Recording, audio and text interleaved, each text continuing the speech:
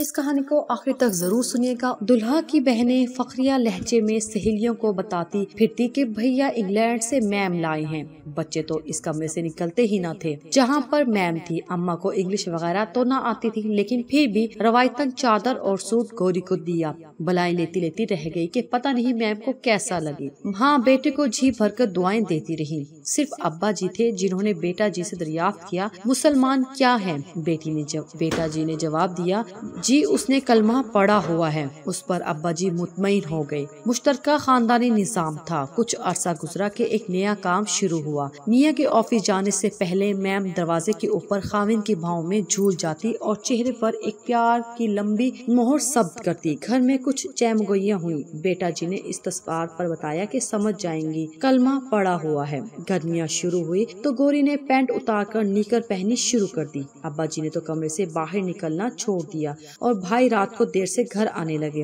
अम्मा हर वक्त घर की दीवारों को तकती रहती कि कहीं से छोटी तो नहीं रहेगी। बेटे से शिकवा हुआ तो उसने फिर बताया, कलमा पड़ा हुआ है। एक शादी पर गौरी ने ब्रेक डांस का ऐसा शानदार नमूना पेश किया कि बड़े बड़े दिल थाम कर रह गए। दरियाफ्त करने पर फिर बताया गया कि कलमा पड़ा हुआ है। गौरी ईद वगैरह तो करती, लेकिन हर साल क्रिसमस भी बड़े एहतमाम से मनाती। बेटा जी हर दफा पूछने पर जवाब देते, कलमा पड़ा हुआ है। वक्त गुजरता चला गया, बर्दाश्त पैदा होती चली गई। बच्चा हुआ तो गौरी ने खतने करवाने से इनकार कर दिया। कहने लगी कि ये जुल्म है। बेटा जी खसियानी सी हंसी के साथ बोले, समझ जाएगी, कलमा पड़ा हुआ है। डांस, म्यूजिक, फिल्में, क्रिसमस सरेआम भावेश कनार घर के कल्चर का हिस्सा बने। भाई आहिस्ता आहिस्ता भाभी से फ्री होते चले गए। हाथों पर हाथ मारकर बातें करते और वो उनकी गोरी सहेलियां ढूंढने की कोशिश। बहनें भाभी के कमरे में जाती और जीन्स की पैंटें पहन कर शीशे के आगे चेक करती।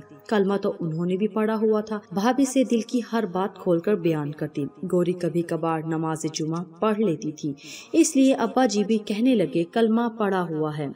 दोस्त अहबाब जब भी मिलने जाते तो गौरी खाविन के पहलू से चिपक बैठती। एक दो बार तो जगह तंग होने की सूरत में गोद में भी बैठने से गुरेज न किया। पूछने पर सिर्फ इतना जवाब मिलता, कलमा पढ़ा हुआ है। एक काम गौरी अच्छा था, जब भी कहीं बाहर बाजार वगैरह निकलती तो जीन्स शर्ट में मलबूस होने के बावजूद सर पे एक दुपट्टा सा डाल लेती। देखने वाले देख कर ही अंदाजा कर लेते कि कलमा पढ़ा हुआ है। इस्लामी जमहूरियत भी मगरिब की एक ऐसी ही गोरी है जिसको हमारी कुछ दीनी मजाज वाले भाई बिया लाए। उन्होंने इसको इधर के माशरों के काबिल कबूल होने के लिए उसे कलमा पढ़ाया। कौम के लिए उसके रौब में आने के लिए उसका परदेसी होना ही काफी था। इतनी गोरी, इतनी चिट्टी, कलमा पढ़ी हुई जमहूरियत। उन्होंने हाथ लगाने की भी जुर्रत न की। दूर दूर से ही देखकर खुश हो गए कि लो, एक कलमा पढ़ी गोरी अपने यहाँ भी आई है। उसने रवाज तोड़े, दस्तूर तोड़े, आजादी के नाम पर एक चीज को अंदर ले आई। लेकिन कौम खुश ही रही कि कलमा पड़ा हुआ है। मौशरत के नाम पे ये हर उस मैदान में इसी तरह नाचने लगी जो कि गैर कौमों का दस्तूर था। लोग फिर भी मुतमईन रहे कि उसने कलमा पढ़ा हुआ है।